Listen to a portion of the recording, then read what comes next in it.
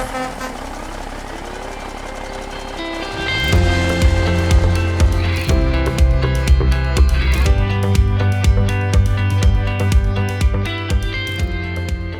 back to the Terminal Exchange, the official podcast of Nussbaum Transportation, where we explore key issues and compelling stories in the trucking industry. Today, we're here with Jason. He was a pastor to a barber to now a truck driver, currently doing flatbed. So, hey, Jason. Hey. Thanks for joining us. Well, thanks for having me. I enjoy it. I enjoy the podcast, really, because I try to watch them all. Even sometimes I'll go back to the old ones and rewatch, because there's information in there, that maybe I forgot or I need to, and you get to know the people who work here, too, which is nice. It's key. I got one important question for you, and that's it today. No. Okay. Just one question is, you like to sing? I do. Yeah, I love to sing. When I became a Christian, I was about 16 years old in church and had the opportunity to go, sing in church, and that's kind of where it all started. But I enjoy it, Yeah. And my kids, I got 6 kids, and they're in the music. A lot of them play instruments, and they sing too. So we're kind of a singing family. Yeah. Yeah. Well, you're kind of known as the singing truck driver, right? Yeah. Right. That's your claim to fame. I think so. Yeah. On YouTube, and I enjoy it. There are people that have known me, like when I was a pastor. A lot of my church members over the years, and sometimes they like to hear me sing, and already got me scheduled to sing in their funerals and things like that. So right, wow. I'll do for them sometimes, and they'll say, well, we haven't heard anything, and what I'm saying, I don't try to do it for like attention per se, but I just enjoy it. Yeah. Can you belt out a soulful line for us? Amazing Grace or something? Well, I don't know about that. What do you like? What's the song? What's the song you sing? All kinds. Like a go-to, one stuck in your head always. I don't know. It just varies. I mean, right now I'm trying to pick up some new songs of it's Christian blues. Okay. But it's not like sad blues, where you're down in the dumps. But it's just that blues style. Yeah. Which is kind of I don't know, kind of a jazzy type, relaxing, type. But yeah. But I listen to mostly gospel, but a lot of even like country music and contemporary worship. And I was just introduced to the contemporary here in the last few years. The church that we attend, when we came in to they knew I sang, so they asked me to be the worship leader, in the music department, and they sang mostly contemporary, and my wife and the kids, they all loved that. I was more of a Southern gospel type, the quartets and things like that, the Gaithers. And have you been in a quartet? Yeah, I was in Bible college. I was in a quartet. Okay, what was the name of the quartet? I don't know if we even had a name. Yeah, I'm not even sure. They might have, but I'm not sure. But we sing a lot of the old hymns, which was in some of the in the hymn book, some of the songs that you don't normally sing. A lot of churches they have their own, just so many songs that they sing. Right. So we would try to find some that we didn't even know and learn them. But so when I got into the contemporary, it was just like a whole new world for me. Yeah. So I would listen to it, and then I began to learn them. And enjoy them. Yeah. Well, our guy behind the video camera, Daniel, he's a singing man. Oh, yeah. Dan, which is the One Dan Band. And so maybe we get you guys together on the mic and rocking and rolling. Yeah, honestly, I mean, what I like, because I can't harmonize. My children can. I just sing, the, what do you call the lead or the, there's a word for it, but I cannot, like, sing parts, bass or tenor, things like that. Yeah. But I love that when people can, it just the blends. Sure. Yeah. Yeah. So, but anyway. Well, tell me your story of going from starting off being a pastor. You said you were called to preach. Called to preach when I was 16, and I got saved when I was 16, and went to some conference, some teen conference or something. I felt the Lord calling me to be a preacher. And that year I started going to, nursing homes and having services, jail ministry, prison ministry, and preaching in the church and to the youth. So you just walked into the nursing home and said, can I have a message? Even just recently, until I switched over to flatbed, we were in a nursing home in Pittsfield.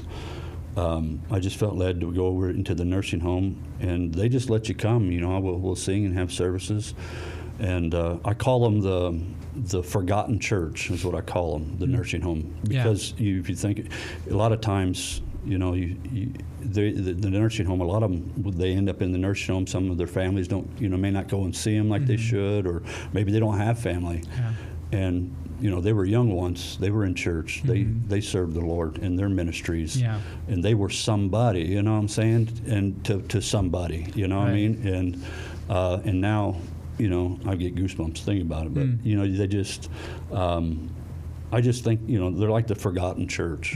And I even thought about writing a book on it sometime. That we need to not forget, the elderly and our families and different ones, and just take the time.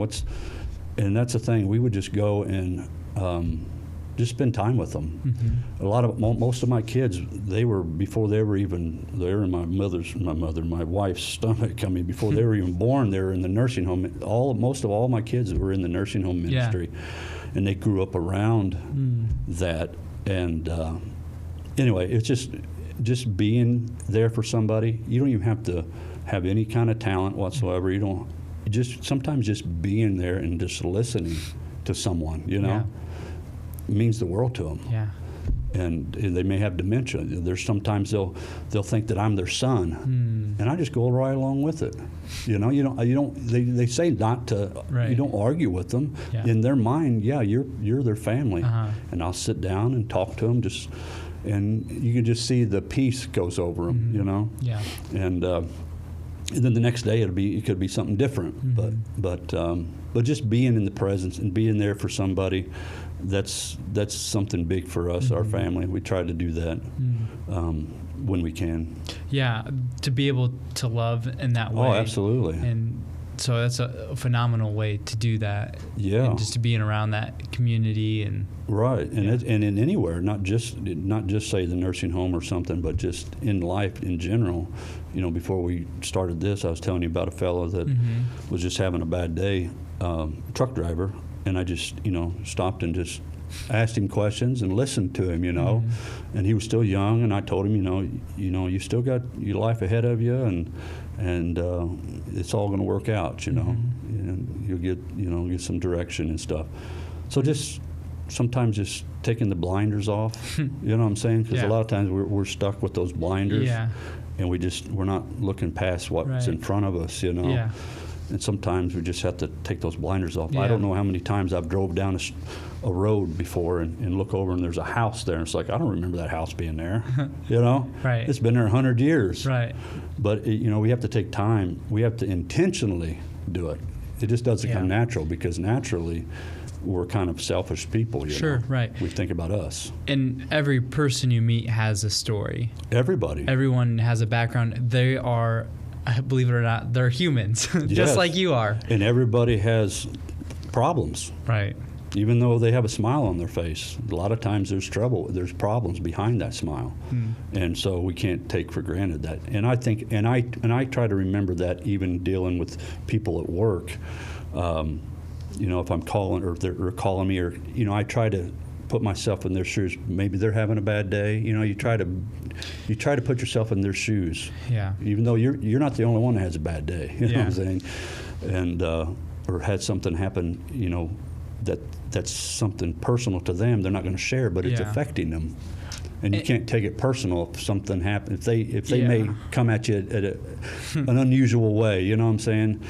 You can't take that personal, because they might be dealing with something. And to love other people, you got to be filled up yourself. To be able to take all those blinders off. How do you fill yourself up? It's like a sponge almost. And I've actually preached a message about, when a sponge, you take in what God has given you. And one of the verses, like, the Bible says, whatsoever things are true and honest and pure, you think on those things, to stay positive.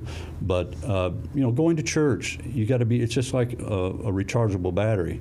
You use it, and eventually it's going to die, and it's not going to be as usable as it was in the beginning. So you got to charge it up again, and we all got to be charged. So it depends on what we plug ourselves into. Depends on how long we're going to be charged. So going to church, hearing the gospel, listening to good music, that's ministering to us. Being around positive people. Sometimes you got to be selective on who you deal with, who you talk to, who you hook up to. And so people can charge you up. Obviously, being in the church can charge you up. Encouraging others can. And so I look at it as a sponge, all these positive things, and you soak it up, and then you take that sponge, and then you can wring it out on other people. The love that you've absorbed, and then eventually it dries up, and you got to go back and start over again. You got to get charged back up again. I know a guy, cross country runner, who he usually in competition you try to beat down your opponent, but he would say, I would just cheer on the person next to me, whether in my head or next to them. They're here to make me better. And he would say encouraging stuff to them. And he said whenever he would do that, he himself would feel better and a little bit lighter. And I think there's a power in, you said, recharging yourself and giving someone else some encouragement instead of beating yourself down about whatever. It does help you. Like, a lot of times we want to throw a pity party for ourselves. But usually nobody shows up for it, except for us. It's a pity party of one. So what is it that I'm going through? You try to find somebody and do something good for them. And in turn, it makes you feel good. It really does.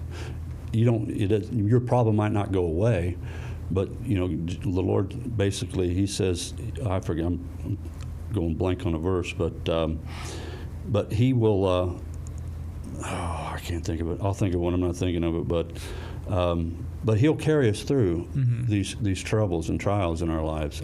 There's several places. He talks about taking my yoke. Cast your burden on the Lord, and and then he says, "Take my yoke upon you," because my burden's light. So he'll help you through it. He may not completely take it away, but he'll help you through it. Because there's somebody said something, I can't remember one time, about. Anyway, maybe I'm not supposed to say it, but anyway, it was good. So back to your story. You got a call from God at a young age. You said, Jason, I want you to preach, to pastor. And what happened next? Well, like I said, I had told my pastor about it, and then he said, just get out there and do it. And so I would try to create ministries and get involved in reaching people. Obviously, I'm 16, I'm 51 now, but over the years, the ministries had changed. I ended up going to a Bible college, and I don't know, I was 18 or 19, and it was in Chicago area. And so it was, I'm a country boy, so going from that to the city. And was this in Illinois? Illinois, yeah. And it was like a culture shock for me because I was fairly new Christian, and it was almost too much, overwhelming. So I ended up being in there for like a semester and then coming back, and then ended up going to another, and a couple of years after that, going to a Bible college in Texas. And that's where I met my wife. And she was going there. She's from New Jersey. And so we met, and long story short, we started dating and what have you. We were in the ministry together. We worked together.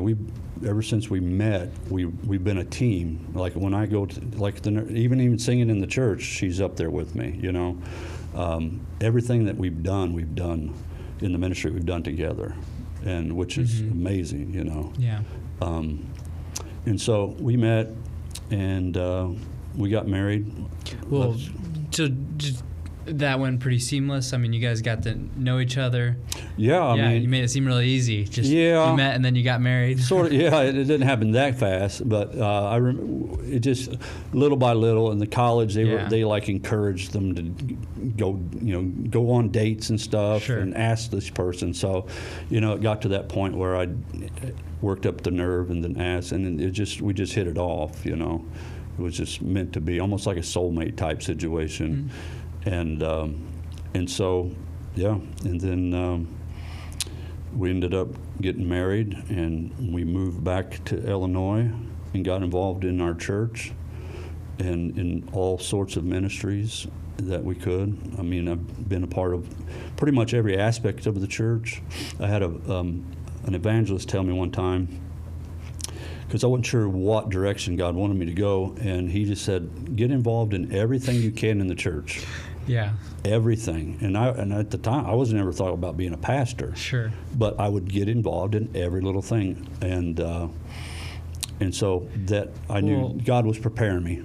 And you really learned your skills, like the stuff you enjoy, the stuff you don't like. Right. And that's a great, But advice. learning the insides of the ministry, like, from the different, like Sunday school classes and what have you, learning all those things helped me as a pastor to understand and kind of to know guide. the whole church. Right, yeah. Yeah. And then outside of the ministries outside the church, it's not just in, but you go outside the walls too, Mm-hmm. And so, I just try to get involved. And if anybody asks, and this was probably my downfall in some ways, that anytime the pastor just hinted about something that needed done, I would do it, And sometimes you can get too involved, right? You know what I'm saying? So you got to be balanced, right? And those are things you learn as you get older, sure, to balance things. So I get that. I'm chronic at that too. So getting to know your church, you're involved a lot. You got your Master's of Divinity, or no? It was actually the college we went to was like a church college, and we didn't know the difference at the time, but it was a non-credited college. Yeah. So we put several years into it. Now we look back now and we wish, it all worked out because that's where we met. You know what I'm saying? Yeah, totally. But now my wife, she's almost done. She's almost got her bachelor's degree done. But now we've done school later in life, and maybe we should have got some done earlier. But regardless, it worked out. Yeah, and so. Okay, but then how did you end up going to pastoring? Become a pastor? Yeah, I was working with teenagers. We had like 40 or 50 teenagers in our teen church, I called it, and because we saw that teenagers were like, once they got to the teenage use, they would leave the church. And so they didn't want to sit in the boring church service with the adults, type of thing. We kind of saw some of that. And so I decided, well, let's start some kind of a teen church and have it on their level and have fun with it, So we did, and we'd get like 40 or 50 teenagers. And then I wanted to do a ministry where we go, on like a bus route and go and pick up kids, for church. So I thought, let's start something that the teenagers can be a part of, that their ministry. So we went and looked. We drove like an hour. And this was in Pittsfield area? This was in Pittsfield. We drove like an hour to Calhoun County, is a river town, and I was kind of scope it out and see about running a bus over there and picking people up. And it was the craziest thing. When I pulled into the church, or not church, when I pulled into the town, it was like God said, "You're not starting a bus ministry here. I want you to do a church here," because it was there was no gospel preaching, reaching type church in that area, and I was like, wow. And so anyway, I think I told my wife at the time. And so I kind of kept it to myself for like a month, because I remember the times I'd tell my pastor, I feel like the Lord's telling me this, and he says, well, come back in a month and tell me. So it's not like a feel-goody type thing. Mm-hmm. Do you really mean it? And I still did. It was still there, just like it actually was more. And so from that, the church helped us transition over there. There was actually a church building that wasn't being used. So it was crazy. It was a church building that was sitting there that was a church at one time, but it kind of died. And this was going to be a church not just for teens, but this was actually going to be just a whole other ministry, whole other church in itself. Church, another right? Place. Yeah. And so we end up getting that building, and then, it's a town. It's a county. The county had like 1,000, and then on our biggest day, we'd run 70 or so people in the church, which was big, for that area. And then we started a Christian school. We had all kinds of different ministries. We was on the radio. We had radio ministry. Wow. It just kept growing. It was amazing. It was some of the best years of our lives. And and some of the church members that were there years ago are going to the church that we go to now. Because somebody had taken over the church, and through other circumstances it kind of died, and after we had left, and so they were looking for a place. So anyway, I still get to be around them, the old church members and stuff. Right. We still have a great relationship. Yeah. So you kind of poured into them. Yeah. Got to know your church members. Right. Preached a lot of messages. Yeah. 11 years we were there, and then I pastored in another church for a year, but I was basically kind of filling in. They didn't have anybody. Sure. It was a small us four no more type of church. Yeah. But I was just there to help. Yeah. Yeah. I have a question. Yeah. What was the most memorable teen lesson? You mentioned doing this teen church. This most memorable teen lesson that you've done. A lesson? Maybe some object lesson or something that really just stands out. Well, I did a lot of my sermons, I would use visuals. That's because I need visuals. Right. If a pastor's just sitting up there and standing in front of the pulpit and not moving, yeah, it just bores me to death. And I like the screens. Some people, the old-fashioned, they don't want the screens. I like the screens. Put something up there, I would even use illustrations like my kids and I raised my kids up on Andy Griffith, all those old shows. Yeah. And so I've watched Andy Griffith so much that I could look at Andy Griffith and I could pull something biblical out of there. And I've actually used clips from Andy Griffith in sermons before, and so I'll do stuff like that, illustrations, just all kinds. I mean, just even with, I remember one time I did, Abraham and Isaac, when he was going up in the mountains, going to sacrifice him, and I was kind of acting that out. And I had one of my oldest son, and I had this big old long knife, No.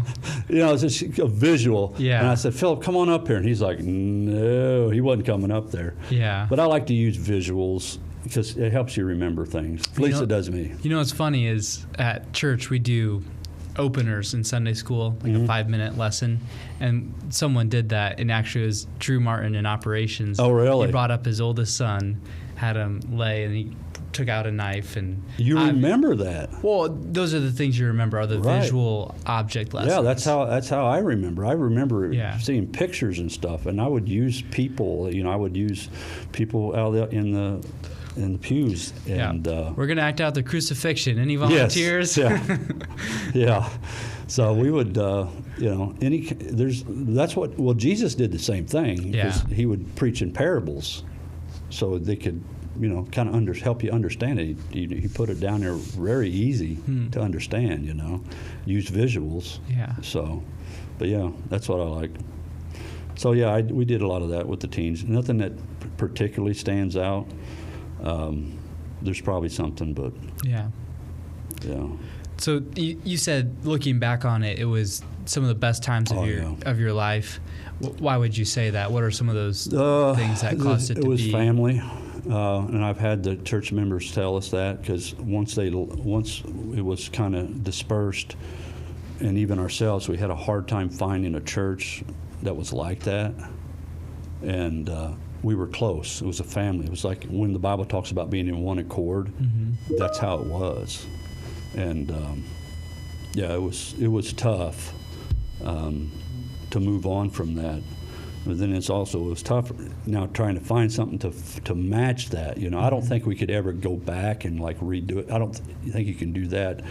I think it was just a time in life where a lot of folks received Christ as their Savior. A lot of families were brought together, and now they're all in different churches and they're serving the Lord in their way. I think God used it during those 11 years. Yeah. But it was something special, and I think all of them would say that, which a lot of them have, that they've not been able to, and they've actually went to other churches and not stayed there very long because they're looking for that, what we used to have, that togetherness. And and so we ourselves, personally, we haven't found it ourselves. I mean, we love the church that we're at, but it's not like it was. Yeah. You know. And you were pouring in so much at that time too. Right. You know, and that has a lot to do with it. Yeah. Yeah. I mean, you get out of it. But we had fun. I mean, we were ourselves, and I was really strict on that myself, as being the same in church as I am at home, because I had children. And I didn't want them to grow up to be bitter, you know, to see two different versions and stuff. So I was just a human. I was just normal. I mean, I had flaws, and the church knew it. We all had problems. You know, we're all sinners, you know. Yeah. And we had fun. We laughed. I would interact with them even during the sermon. You know, I'm the one. It's my turn to speak, but I may tell a joke, and one of the guys may go boo. It's because it wasn't funny. You know what I'm saying? we had fun together like that. Sure. It was like a family. Yeah. And when people would come, they'd be like, "Wow, this is refreshing." You know? Right. So yeah. So it was like the Bible says, to being in one accord. That's kind of how it was. And anytime there was a need, people jumped on it. Sure. Right away. Yeah, and you said this was kind of a small town. It was a small church, yeah. Yeah. And then when church was over, I mean, I wasn't a long-winded preacher, but when church was over, people just hung out and talked. It's like, they enjoyed being in church, you know. What was one lesson you learned from being a pastor? One is, the biggest is being open-minded, and because to be teachable as a pastor, and not to be afraid to say, I don't know, because if you're to a point where you think you got it all figured out, you know, people read into that. So my thing was, I wanted to be approachable, and if I didn't know something, I would tell them, I don't know, let's figure this out together. Or I may say, let's send them to somebody that may know, you know, and not to pretend that I'm all-knowing or something as a pastor. And I think they respect that. But I think the biggest thing was getting to the point of being open-minded, because to me that's huge, because there's so much out there there's so much truth out there. I think sometimes when we got our blinders on, like I was saying before, we miss out on a lot, because we say, well, this is the way we've always done it. This is the way it's going to be, you know. This is the way the last pastor did it, or this is the way my grandpa did it. There's no other way but this way. Well, that's not true. You got to be open-minded, and that's in every relationship. With your spouse, your children. My children have taught me tons over the years. Because I would say, and we were strict for, you know, sometimes we were overprotective and maybe a little too strict. And I remember my kids would ask questions, well, why do we do this way? And then it would just hit me. And I'm thinking, yeah, why do we do it this way? What am I basing this on, you know? Am I doing it because that's what someone else said? Or is it because this is what God says? And sometimes we can create, just like the Pharisees, they would create more than what should have been there. You know what I'm saying? They create this religion and these new rules and stuff, and being open-minded. Yeah, basing it on God's word, not basing it on His word and not somebody else's word. Yeah, and then when somebody comes to you with something, don't automatically just shut them down. Yeah, right. Listen to what they have to say, because you might learn something. You know what I'm saying? Shocking. Yeah, and that goes with all relationships, even with your spouse. Yeah. Listen. Yeah. Your children, listen, because you might learn something. That's good. So, and I think that comes with age. Yeah. That wisdom, because I think you learn from your mistakes. You know. Yeah. You've been there where you weren't open-minded, and you say it's my way or the highway, and you realize that didn't get you anywhere. Right. So then at 44, you and your wife... 33. I was 33. 33. And then 11 years. Started the church, 11 years. And then my plan was to be there forever, Right. I didn't understand why preachers would move from church to church. I didn't understand that. I thought, man, you just stay there and be there. But I felt God moving me even 2 years before we left.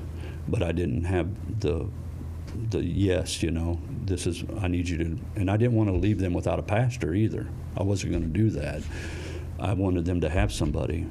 And so I felt the Lord was moving us or pulling me out of the pastor position. And during that time, I thought, if he's going to take me out of the church, I got to have, I want to know, what am I going to do? I didn't have any direction. So I just felt led to go to barber college, get my barber license. I had 4 boys. I cut their hairs when they were growing up. So I went to barber college, got my license doing that. And then, I don't know, it was a year or so after that, I think I ended up resigning, but then had another fella come in to the church to be intern, and he pastored the church. And the thing is, when I resigned from the church, I resigned as being a pastor, but we didn't leave the church right away. Gotcha. I went from being the pastor one Sunday to leading the songs the second Sunday. Oh, cool. Yeah. So, and I told the fellow, his name was Daniel, I said, listen, whatever you need me to do. This is not a competition. We're all on the same team, Mm-hmm. And so it was probably uncomfortable for some of them going being a pastor, and then now I'm the song leader, But it wasn't no competition. We're all one accord type thing. Yeah. And so I stayed there for a few months until it was time for me to move on. And you mentioned you worked a little bit while pastoring. Yeah, too? when I was pastoring before, I was at full time at one point, but before that, I started a sanitation business. Picking up trash. Sure.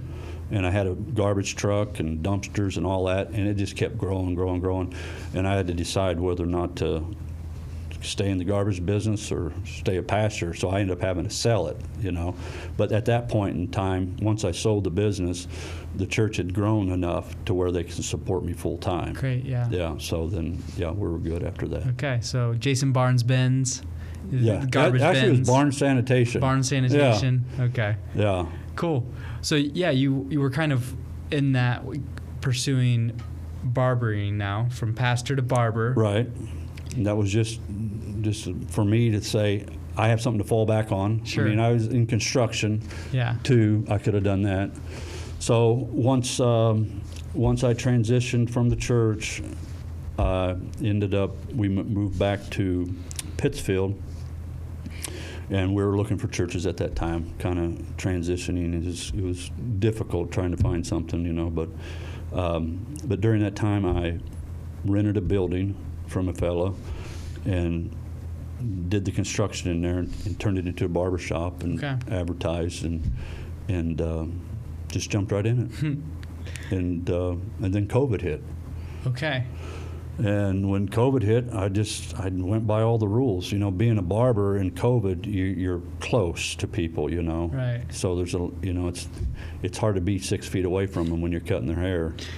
And so did you keep working? I did. I mean, I kept working when I could, but then there would, the town would have rules, and it's like I did get COVID, but my wife got it, but she didn't have she had some of the symptoms that were like no taste and stuff. I ended up getting it, and you had to quarantine for like a couple weeks. Mm-hmm. So, but out of all of that, I missed almost 6 months of barbering because I'd have to shut down. If somebody came into the place that had COVID, it was a nightmare. Oh, no. And I could have been a rebel and just kept going, but I just went with the rules, sure. And did their thing. Yeah. And during that time of being off, I decided to go to CD or truck driving school. Yeah. Now I've had my CDL Class A for years, but I thought, well, I'm going to go to school, maybe have a little more backing behind me, and I took some bookwork too and logistics. And so I took advantage of that during that time because there was money coming in. I don't remember all the details with COVID and stuff. So, and then my wife was working. So we were able to do that. I was able to put 100% into the schooling, got through that, and then got a local job driving for a company there in town, which was and I was there for 4 years. 4 years at that local regional job. Yeah. Okay. Yeah, and I was over the road. I was pretty much gone all you the were week. Gone, yeah. Yeah, I wasn't home every night, but yeah, and I loved it. And I figured I'd retire from them, you know. Yeah. But then we were picking up some windows at over in Macomb. I can't think of that. What's those windows? Nussbaum does it. Lear? No, Pella. Oh, Pella. Yeah, Wait, so we were Lear? picking up some Pellas over Macomb, and I would take them to Austin, Texas, and I would see the Nussbaum trucks there. And I remember seeing Faith and Family on the side, and I just took a mental note of that. And sometimes I'd see them on the road, and I'm thinking, well, if this gig don't work out, this will be the next trucking company that I look into, you know. And so they were losing. They were a small company losing. Matter of fact, they lost that Pella contract to Nussbaum. Nussbaum was able to somehow get it, and I don't know if they still have it or not. Yeah. But so I ended up looking into it, talked to Lisa, and then it took me a year just to decide to bite the bullet, you know, and come over. So I finally called her about a year later and said, I think I'm ready to move forward, and I'm glad I did. So. Yeah, so it started with seeing that trailer. It's kind of what got your wheels spinning. Yeah, the Faith and Family, the advertisement. I thought, well, if they're willing to put that on a 53-foot billboard, you know, yeah, then that's probably some good people that I'd like to associate with, you know. Okay. And then after a couple months of doing dry van, you started doing flatbed. Yeah, and I wanted that. Like in the beginning, I talked to Lisa and I said, will you guys ever do any flatbed? Which they only doing just a little bit. And I said, I'd like to do that, you know, one day. So the opportunity, actually an office, how it happened was there was an office job, and I just applied for it, you know, just to see. Because I like being around the people. And so I was just honest with them and told them all I said, don't feel obligated or nothing. They had somebody else, and I said, you do what's best. And then he said something about flatbed, and I said, yeah. I said, definitely. So I looked into that. Him hauled around about that for a while because I really enjoyed Matt Gordon. Yeah. And I thought, well, now I'm going to change again and get somebody else and have to relearn it and all that stuff. But anyway, I bit the bullet and did it, and glad I did. Mm-hmm. So it's been good. Yeah. And the reason I did, and I know that's one of your questions, was number one was the money. Yeah. It pays more. Right. And then I was going to have to get the insurance, and thought, well, this will help with that, and then the retirement and all that kind of stuff. And then the number two was the physical part. Right. I want to stay physical. I didn't want to just sit in the truck all the time. I like even today. I was out in this cold weather, freezing. The tarps were just froze. It's almost like like cardboard.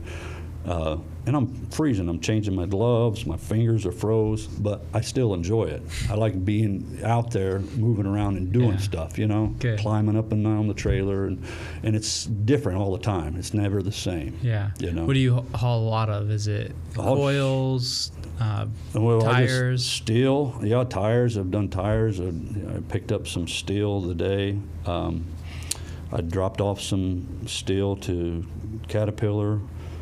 Tires. I did some big bales of hay once. Had to climb up all. There's a lot of work involved, but I enjoy that. I like the physical part of it. Sure. Yeah. And this, you hit on my last part of the conversation I want to talk about is there is a lot of stuff. People would be outside in those conditions. I would be complaining. I'm so cold. My fingers hurt so much. Ow, ow. But you looked at that in a positive way. Right. And I think you have the strength of having unwavering positivity, like whatever you're doing when you're in the truck. Right. And the people you encourage out and about, you do a really great job at that. So what are some tips for being positive on the job when it gets tough? What do you do to... Well, I sing, and singing is keeps me motivated because with music is powerful. You know, Paul and Silas, they sang in the prison, and we saw what happened there. David encouraged Saul with his harp. I mean, there's encouragement in singing. There's times where music can make you cry. It can make you exciting. So staying positive during the downtime is important, because once you stop, you know, if you've only thought about the negatives and there's lots of negatives in business, in work, there always is. And you can think about that. The Bible says whatsoever things are true and positive, you know, you think on these things. And so while you're in the truck and it's just you and your thoughts, you got to be careful, because if you start wandering off, you know, or even sometimes even listening to the wrong type of music, the wrong message coming from that music can get you thinking the wrong things and getting discouraged. And so you got to protect your mind, so when the time comes that you do have to get out in this freezing weather, you know, you look, why am I doing this? Well, there's lots of reasons, but the main thing is it's your mind. You protect the mind, you'll go a lot further. And I think that's a lot of our battles in our minds. And we're in a day and age where there's a lot of depression and things like that. And a lot of people have a reason to be depressed, you know. But you can have, this person here, they both have this, and this person here, they have the same problem. One of them is woe is me, and the other's having a good old time, smiling. You know, they still have the same problem, and they're going to still have the same problem tomorrow. It's just dependent on how they approach it, you know? Yeah. What comes out of your mouth is a reflection of what's going on in your mind. Yeah, out of the abundance of the heart, the mouth speaketh. Yeah. Yeah, the Bible says. Yeah. And so that is so true. Fill that heart up. Absolutely. Yeah. And that's an important lesson, and I think to think about with truck driving too. All day you're thinking, you're driving, you're thinking. It's you and your thoughts. If you're on the phone, maybe with a friend. But so if you have a bad thought, that's going to keep rattling around. Oh yeah.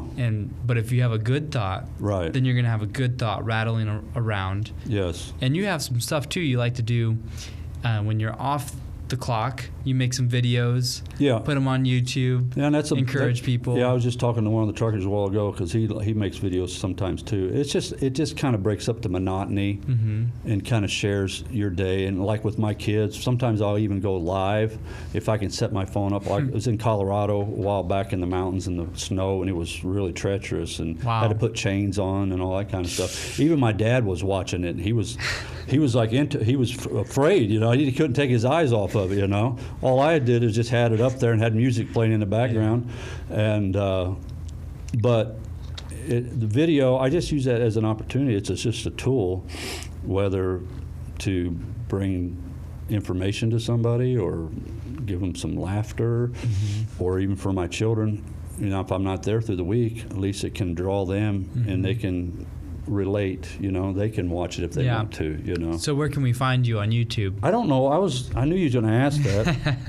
You don't know, you just exist out there? Yeah, I don't know if there's a, hold on, because I took a screenshot. It's the youtube.com, it's at Red Barnes 1205. So I don't know if Barnes 1205. Red Barnes 12. Red obviously is for the truck, and Barnes is my last name, and 1205, that's my anniversary. So so if they click on that, maybe that'll come up. Okay. So, but I got followers. I don't have 1 million yet. Well, that's great. You're on the road. We're getting there. So that's a cool thing to have, and we've had a lot of people in the truck that they use that time really well. You only got so much time in the day. We've had a lady Nussbaum driver here that learned another language while driving. I've thought about that. She taught herself French. Really? I would like to learn Spanish, because you meet a lot of Mexicans and things like that. I would love to learn that. Yeah. And so, you got the time. Yeah. And it's something you can do while driving. Absolutely. So that's really cool. So I like what you said about finding good distractions. Yeah.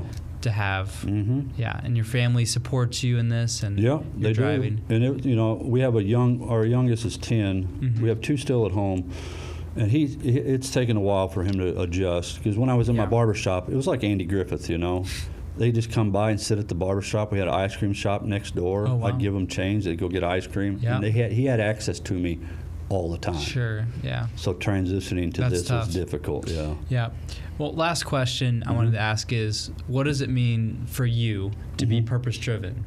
That's one of our mottos, is Right. purpose-driven. And Yeah, I was thinking about I want to that. ask about, for you, what does that mean? Why I do what I do? Yeah. That's what it means. Why I do what I do. Like, why do I sing? I have a purpose for that, for myself, encouraging others, trying to be an ambassador for the company, you know, shining the light, you know, and being a positive, you know, person, try to be an encouragement to people, being flexible, communicate, strive to do those things, strive to be understanding, open-minded, being intentional, because a lot of things don't come natural for us. You know, as human beings, our flesh sometimes gets in the way, and so we have to intentionally do that. And so purpose-driven is something that you have to intentionally do. You know what I'm saying? Why do I do what I do? Why do I believe what I believe? And so I don't know if that answers your question or not, but just to be a profitable employee, you know? Yeah. And then all the other things, you could have it in sections. You know, you can have why purpose-driven at work, purpose-driven at home, Right. purpose-driven in church, purpose-driven just out in life. It's a know? life thing, and that's something our CEO Brent is passionate about. Is Yes. growing leaders and people that make positive impact Right, and in all parts of life. So exactly, and just instead of willy-nilly living it, because the Bible says life is a vapor, and as you get older, you see it that way. You see, I use this much life, and I only have this much left. Yeah. And as you get older, you think you want to make sure you take advantage of every opportunity, like with your family, your kids. Look them in the eyes. You know, don't be so distracted. Actually, you know, get into their soul through the eyes, and listen to your spouse, and just take in everything that you can. Yeah. You know what I'm saying? Yeah. And don't get so busy. And that comes with balancing life. Sure. Yeah. Is there anything else that you wanted to share that you weren't able to? Anything in your notes here that we didn't cover? No, just you know, a lot of all this in our life begins with, as for me, for most, I would say, begins where I wrote this Bible verse down in John 14:16. Jesus said to him, "I am the way, the truth, and the life. No one comes to the Father except through me." And that's where it starts. To be able to have the love, to have that purpose driven. You know, instead of going through life wondering what's going to happen, or just hoping things go this way and that way. We don't have to do that as long as we go through Jesus Christ. He is the way, the truth, and the life, and don't get distracted. That's where I believe it starts. It starts with Jesus, and then from there, you know, the fruits of the Spirit and all that stuff that we can apply in our lives.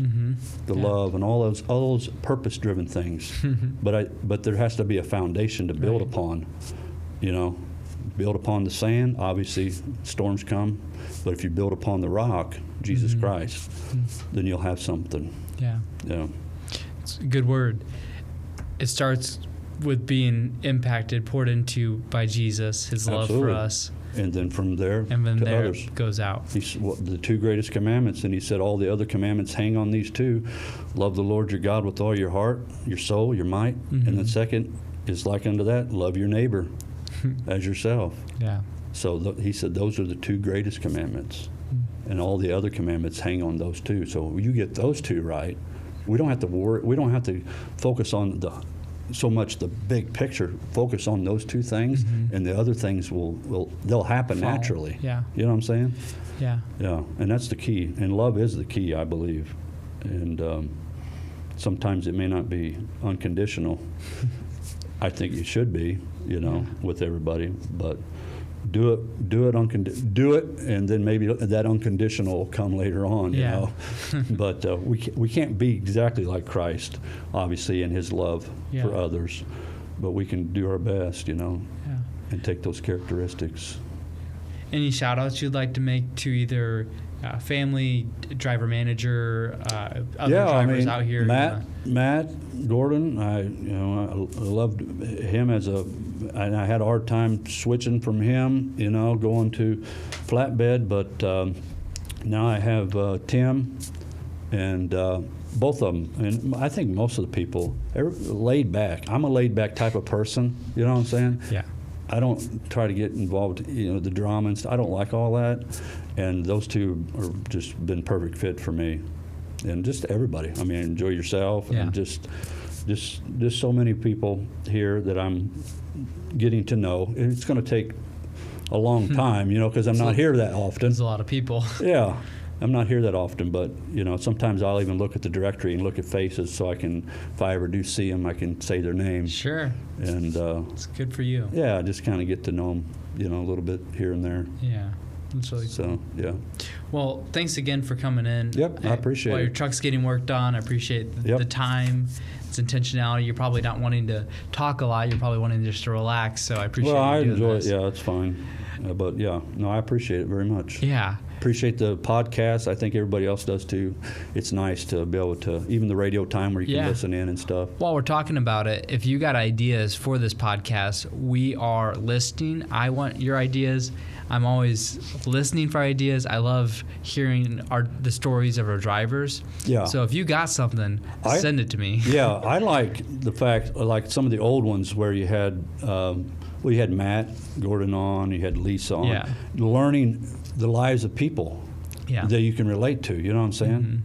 Mm-hmm. I like that. That way you get to know the person, maybe a little more intimate in what they come from, and you may be able to relate to them somehow, For sure. It's common ground. Yeah, because I like to draw, and I think Lisa found out she liked to draw or something. So there was a commonality there. Yeah. And so anyway, but good. Yeah, I like that. I like the podcast, or the fellow you had on last time that was retiring. I enjoyed that, Yeah. And hearing his story. Yeah, it's good. Yeah. Well, thank you to our listeners, and also thank you to Daniel, our video, audio technician, working behind the scenes. Until next time, stay purpose-driven and own it every moment. Hi, this is Lisa from Recruiting at Nussbaum, and I'd love to answer any questions you have about driving with us. Give us a call at 309-268-1199 or visit nussbaumjobs.com. Talk to you soon. You've been listening to Terminal Exchange, the official podcast of Nussbaum Transportation. If you're enjoying our content, please leave us a review. Your reviews help us spread the word about these important topics and invite more people into conversation. You can rate and review us on your podcast app or visit us online at terminalexchange.org. New episodes arrive every other Tuesday, so be sure to subscribe wherever you get your podcasts. You can also follow Nussbaum on your favorite social media platforms and be the first to know when new episodes are released. Thanks for listening. Until next time, own every moment and stay purpose-driven.